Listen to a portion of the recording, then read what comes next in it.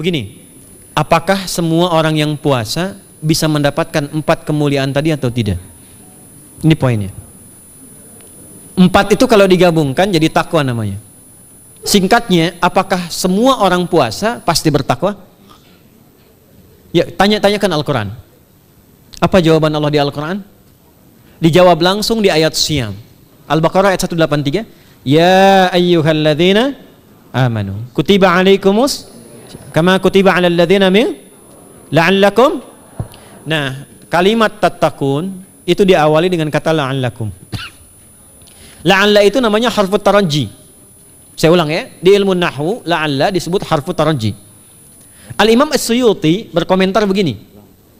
Setiap ada satu harapan, keinginan besar yang ingin dicapai, tapi diawali dengan kata la'alla atau la'allakum, ini menunjukkan bahwa harapan itu, alhamdulillah, harapan itu tidak mungkin bisa dicapai kecuali dengan kesungguhan, keseriusan. Jadi ketika Allah menutup kalimat puasa, ayat puasa dengan kata la'allakum, seakan memberi kesan tidak semua orang puasa akan mendapatkan kenaikan takwa dan jaminan 4 kemuliaan tadi kecuali orang yang serius puasanya, orang yang sungguh-sungguh puasanya. Karena itulah, untuk menunjukkan kesungguhan itu, bagian terakhir kita, Nabi memberikan 3 amalan utama. Saya akan bacakan dengan cepat 3 amalan utama yang dikuatkan oleh beliau kepada para sahabat sebelum tiba Ramadan, dan sampai sekarang menjadi kurikulum Ramadan Nabi. Jadi kalau ibu bapak ingin mengeluarkan kurikulum Ramadan Nabi, nanti bikin agenda saat Ramadan, ya, supaya nggak pusing nanti. Kalau masuk hari pertama apa yang dikerjakan, hari kedua apa yang dikerjakan, subuh apa, siang apa, sore apa. Cuman nanti saya berikan 3 yang pokok ini. Ada 3. 1, meningkatkan sholat.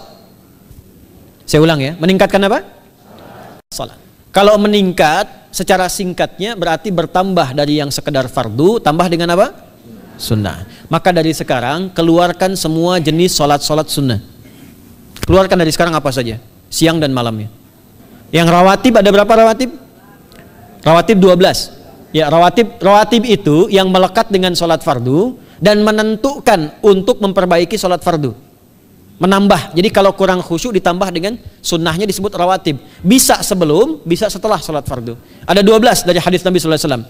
Man shalla isnatai asyrata rak'atan, siapa yang sholat 12 rakaat fi yaumin wa lailatin, yang mengiringi sholat fardu siang dan malam, ya, bunyalahu bihinna baitun fil jannah, maka akan dibangunkan baginya satu rumah di surga kalau konsisten menunaikan 12 itu sampai meninggal dunia. Sahabat yang mendengar itu mengatakan kompak semuanya, sejak mendengar hadis itu kami usahakan istiqomah sampai meninggal tidak meninggalkannya. 12 itu 2 sebelum subuh, cepat.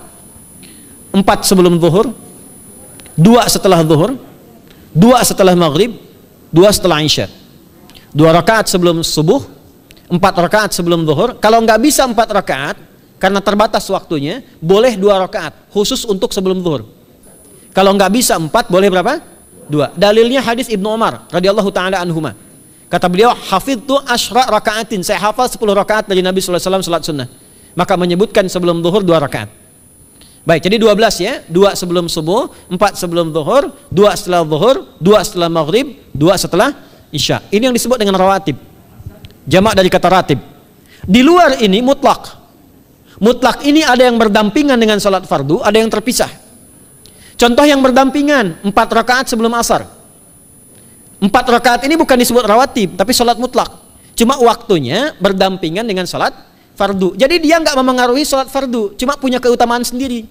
Apa keutamaannya? Hadis Ibnu Umar radhiyallahu taala anhuma, ketika beliau menyampaikan qala Nabi sallallahu alaihi wasallam rahimallahu ra'an shalla qabla al-asri arba'an. Allah akan menambahkan rahmat pada orang yang terbiasa sholat 4 rakaat sunnah sebelum sholat asar. Jelas ya? Baik. Kemudian apalagi setelah itu? Sholat di antara 2 adzan dan 2 adzan ini, adzan dan iqamah. Ya, di antara adzan dan iqamah. Tahiyatul masjid. Apalagi misalnya salat duha. Duha dibagi 3. Awal duha itu kurang lebih 1,5 jam setelah salat subuh. Subuh sekarang misal 4:30, maka jam 6 muncul awal duha. Namanya syuruk. Saya ulang, salat apa namanya? Syuruk itu salat awal duha. Jumlah rakaatnya 2 rakaat. Man shalal ghadata fil jama'ati thumma yaqudu yadhkurullah subhanahu wa ta'ala fa yusalli rak'ataini fakana alaihi ka ajri umratin wa hajjin, ya ka ajri ummatin wa hajjin tamatan. Siapa yang salat subuh 2 rakaat dengan berjamaah, ya, dan umumnya kalau berjamaah bisa ke masjid di masjid. Kalau tak mampu ke masjid, tunaikan di rumahnya. Setelah itu tidak beranjak dulu, dia duduk untuk berzikir kepada Allah. Zikir itu bisa baca Quran. Quran surah 15 ayat 9 itu Quran disebut dengan zikir. Quran surah 54 ayat 17, 22, 32, 40 itu Quran disebut dengan zikir. Bisa baca Quran, bisa berdoa. Doa disebut dengan zikir. Quran surah ke-7 ayat 205. Ya. Bisa dengan apa lagi? Bertafakkur, ya, mengaji, ta'lim, itu disebut dengan zikir. Ali Imran ayat 190 191. Alladzina yadhkurunallaha qiyaman wa qu'udan wa 'ala junubihim wa yatafakkaruna fi khalqis samawati wal ard, ya, disebut dengan zikir. Bisa bertasbih. Zikir pagi petang, kalimat-kalimat thayyibah, ada itu di Quran surah ke-4 ayat 103. Jadi habis salat subuh zikir dulu. Doa dulu, zikir dulu, belajar dulu, tafsir dulu. Setelah itu muncul syuruk. Perjalanannya disebut isyraq, melewati masyrik, 1 tombak bayangan, dia salat 2 rakaat, itu pahala salatnya senilai haji dan umrah. Sempurna. Bukan sudah haji, bukan. Mau kemana? Ibu mau haji dulu? Tidak. Ya, hajinya nanti bulan Dzulhijjah. Tapi senilai haji dan umrah itu 2 rakaat. Awal duha disebut apa? Syuruk. Pertengahan duha sekitar jam 9 jam 10. Jumlahnya 2 sampai 4 rakaat. Ya, 2 sampai 4 rakaat. Apa fungsinya? 1, mengganti seluruh zikir yang ada dalam tubuh kita. Mata berzikir, telinga berzikir, lisan berzikir, bisa diganti dengan 2 rakaat duha. Itu waktunya pertengahan duha. Kurang lebih dari jam 8, 9, 10 lah, kurang lebih 3 jam itu, ya. Yang kedua, bisa menghambat atau menghentikan, menahan satu musibah umum. Misal ada kebanjiran nih atau macet nih. Orang-orang kena macet. Bapak yang biasa sholat duha pertengahan itu tiba-tiba ditolong oleh Allah, dibebaskan. Tiba-tiba ada orang datang, Pak lewat sini di sana macet. Atau dibimbing ada kontraflow. Itu manfaatnya duha tuh. Yang pertengahan. Yang terakhir adalah akhir duha. Sekitar jam 10 sampai jam 11 menjelang ke zuhur. Ya, akhir duha itu jumlahnya dari 2 bisa 4 sampai 8 rakaat. Di antara manfaatnya bisa mempermudah datangnya rizki dengan izin Allah Subhanahu wa taala ketika ikhtiar. Itu duha. Nanti ke malamnya silahkan tahajud, tingkatkan tarawihnya sampai ditutup dengan witir. Itu salat. 2 yang terakhir saya cepat, 2 yang terakhir adalah banyak berinteraksi dengan Al-Qur'an. Ada 3 caranya. 1, banyak membaca. Itu namanya qiraah. Silahkan Bapak Ibu siapkan dari sekarang, targetnya khatam misalnya 1 kali berapa juz? 30 juz. Kalau mau gampang bagi 30, berarti 1 hari berapa? 1 juz. Paling gampang lagi, supaya nggak capek ngajinya, supaya nggak capek, bagi 1 juz 5 waktu sholat. Contoh, juz pertama itu Al-Baqarah plus Al-Fatihah. Al-Fatihah saya nggak hitung lah karena sudah hafal ya. Al-Baqarah itu 141 ayat, juz pertama. Bagi 5, 28. Jadi setiap ketemu waktu sholat, bagi 2 lagi, 28 bagi 2 berapa? 14. Sebelum sholat baca 14 ayat, setelah sholat baca 14 ayat. Itu 14 ayat tuh paling-paling nggak nyampe 5 menit Bu, Pak. Kalau investasi 10 menit setiap waktu sholat, bagi 2 kita baca 14 ayat, itu insya Allah selesai Ramadan khatam Quran. Itu udah rumus. Ya, tidak cukup dengan amin, siapkan dari sekarang. Siapkan. Ya. Kemudian mengkaji, kajian, tilawah. Itu tilawah tuh di hadis Muslim pahalanya banyak. Ya, majtama'a qaumun fi baitin min buyutillahi. Ya, kita ngajinya Quran hadis ya, biar ya, lebih kuat dalilnya. Majtama'a qaumun fi baitin min buyutillahi yatluna kitaballahi wa yatadarasuna fima bainahum. Ya, siapa yang bisa tilawah Quran, ngaji, tafsir, keluarkan misalnya untuk Ramadan 10 hari saya pengen tahu Al-Fatihah. Itu ketika dilakukan punya 4 keutamaan. 1, ghasyiyatuhum rahmah. Selama ngaji rahmat Allah dibentangkan. Kalau pengen doa cepat dikabulkan, kalau istighfar diampuni. Yang kedua, awas ini nazalat alaihimus sakinah, diberikan ketenangan dalam jiwa. Bapak Ibu pengen di rumah tangga nyari sakinah, isi dengan Quran di rumah. Amalan terakhir infak. Ya, hadisnya dari Ibnu Abbas, an Ibnu Abbas radhiyallahu taala anhuma, qala, ya, beliau mengatakan kana Nabi sallallahu alaihi wasallam ajwadan nas wa ajwadu ma yakunu fi Ramadan. Adalah Nabi sallallahu alaihi wasallam itu orang yang sangat luar biasa dermawan dan lembut. Dan bertambah dermawan lagi ketika tiba Ramadan. Apa yang dilakukan Nabi? Mensupport sahabat, siapapun yang punya anggaran untuk infak, disiapkan sebelum Ramadan. Jangan berpikir banyak Bu. Yang penting ada anggaran, 30.000 nggak ada masalah. Setiap hari 1.000, tidak harus uang, makanan. Pernah dengar hadis ini nggak? Siapa yang memfasilitasi bukaan orang puasa walaupun dengan sebiji kurma dan sehirup air, maka dia mendapatkan pahala seperti orang puasa itu tanpa dikurangi sedikit pun. Ada? Hadisnya sahih di At-Tirmidzi.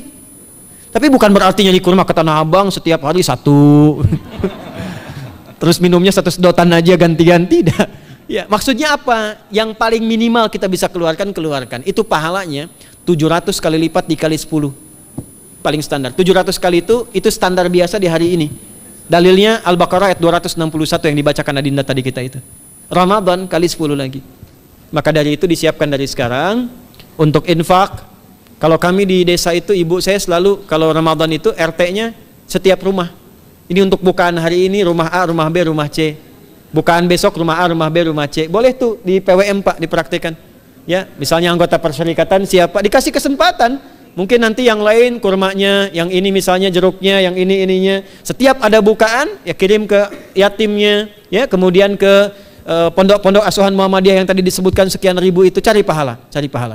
Ya, saya kira itu yang bisa saya sampaikan sampai dengan batas waktu yang diberikan. Semoga bermanfaat dan semoga Allah Subhanahu wa taala memberikan kemuliaan kepada kita semua, kesehatan, dan saya yang terakhir saya ingin sampaikan doa penting. Tolong hafalkan doa ini.